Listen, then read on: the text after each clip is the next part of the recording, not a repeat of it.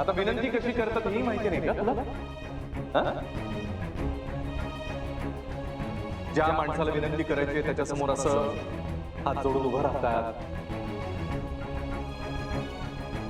मान खाली घालतो आणि आदबीनं समोरच्याला विनंती करतो की बाबा प्लीज माझा ऐकाल का,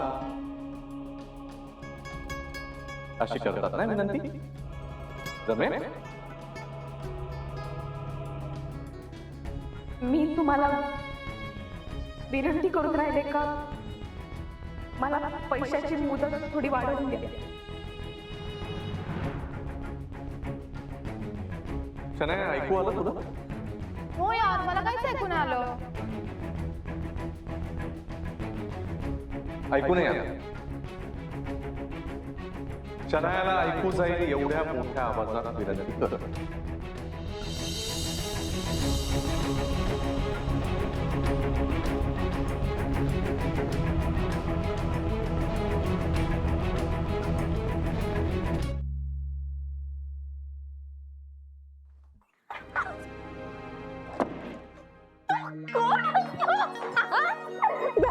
तू बेस्ट आहेस गॅरी, तू ऑसम आहेस गॅरी, तू खूप भारी आहेस. तू काय वाट लावली आहे राधिकाची. यू नो व्हॉट, मला 2 सेकंड ऍक्च्युली असं वाटलं होतं की ती पैसे परत करते की काय, पण काय वेगळंच झालं यार सगळं. ऍक्च्युली मलाही असंच वाटलं होतं, पण तिने त्या मुलाचं कारण सांगितलं ना, म्हणलं बस हीच संधी आहे राधिकाला तिची जागा दाखवून द्यायची. पण गॅरी, तू तिच्याशी जसं वागलं तसं माझ्याशी नाही ना वागणार. काय बच्चा, तिची आणि तुझी काही कंपॅरिझन आहे का? तू कुठे ती कुठे? ती तुझी जागा कधीच घेऊ नाही शकत, त्यामुळे मी तिच्यासारखं तुझ्याशी कसं वागू शकेन? Is it possible? Oh God, मी ना पुन्हा प्रेमात पडले तुझ्या आज. Happy. I love you. I love you too. आता तर राधिकाला कळेल कसली वाट लावलीस यार तू. मारे म्हणत होती ना एका महिन्यात 4 लाख रुपये कमवणार म्हणून. अगे घरातून बाहेर पडून दुकानातून 4 वस्तू आणायची अक्कल नाही गेला. अख्खं आयुष्य घालवलं तिने त्या अथर्वचं करण्यात आणि घरकाम करण्यामध्ये. ती काय देणार आहे एका महिन्यात 4 लाख रुपये आणि माझी बरोबरी करणार? म्हणलं आज सगळ्यांसमोर तिची जागाच दाखवून द्यावी तिला. आता बघ, या सगळ्यांपैकी कोणाची हिंमतही होणार नाही तिच्याबद्दल बोलायची, तिला मदत करायची. त्यांनाही आज कळलं असेल की गुरुनाथ सुभेदार कसा रोथलेस होऊ शकतो ते. हो यार, तिची खरंच कोणी मदत करणार नाही आणि एकटी तर ती काहीच करू शकणार नाही. आणि शनाया, मला राधिकाचे सगळे वीक पॉइंट्स माहिती आहेत. एकदा का ती इमोशनली खचली ना की ती परत वर येणं शक्य असते. त्यामुळे आता तू राधिकाला विसर.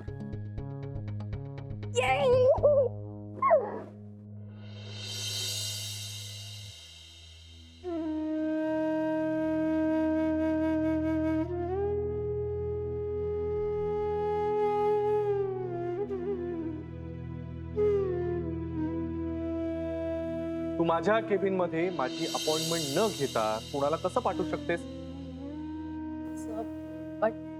आणि माझा संबंध नसलेल्या लोकांना तर नाहीच.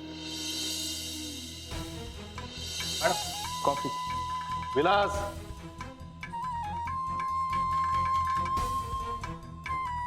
ऑफिस मध्ये वाटेल त्या आल्या गेलेल्याला चहा कॉफी विचारायला आपण काय धर्मशाळा उघडली आहे? आपला सुजय आहे ना, तो पडला. खूप मार लागलाय त्याच्या डोक्याला. कोण सुजय? सुजय दादाचा पोरगा. तो पडला, त्याच्याशी माझा काय संबंध आहे? काहीच्या काही बोलून राहिले तुम्ही. त्याच्या जन्मापासून ओळखतो आपण त्याला. माझ्या भावाचा मुलगा आहे. आपल्या अथर्व सारखा आहे ना तो. तुझ्यासाठी असेल, माझ्यासाठी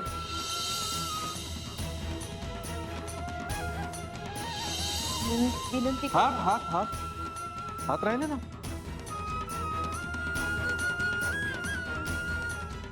मी तुम्हाला विनंती करून राहिले का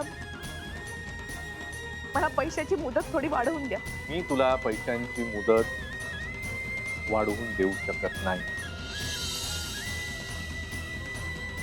अहो घ्या ना, थोडं खा ना. नको, लोक बघतात. अहो लोक बघतात तर बघू द्या, आपण आपल्याच जगात राहूया. आपल्याला थोडी ना दिसतं की लोक आपल्याला बघतायत म्हणून. घ्या ना, खरंच घ्या. आपण घरी जाऊ का? अहो घ्या.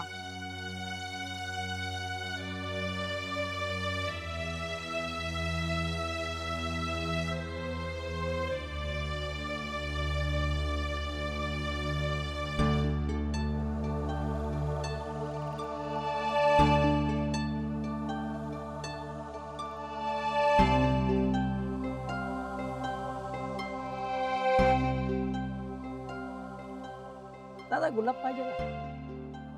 हा दे ना.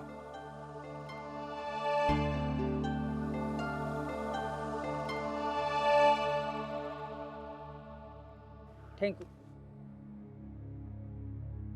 तुमच्यासाठी एक गुलाब. थँक्यू. प्रेम असलं की उघड्यावरही संसार थाटता येतो, पण जेव्हा ते नसेल तेव्हा चार भिंतीत सजवलेला संसारही तुटायला वेळ लागत नाही. खरंच त्यांच्या मनात माझ्याविषयी काहीच प्रेम नसेल का?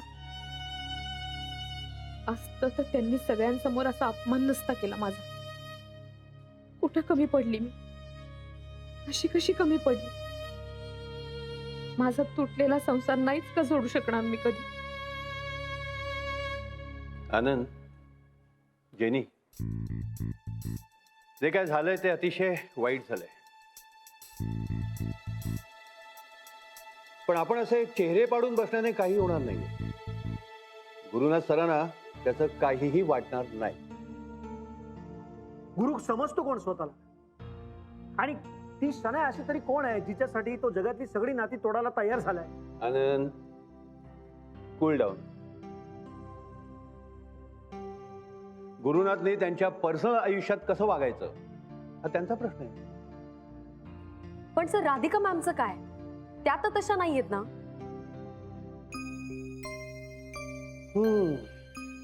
त्यांचंच तर वाईट वाटतं ग जेनी, पण आपण काय करू शकतो सांग ना. गुरुनाथना जबरदस्तीने त्यांच्याशी पॅचअप करायला लावू शकत नाही ना आपण. तर ते सगळं सोडा. गुरुने ना माणुसकी सुद्धा सोडली, याचा आज मला धक्का बसलाय. बिचारा वहिनी सतत सांगत होत्या त्यांची अडचण काय. निहाल स्वतःची जिद्द सोडायला तयारच नाही. कसं असतं ना आनंद, माणसाला एकदा यशाची धुंदी चढली की मग त्याला बाकीचं काही कळत नाही.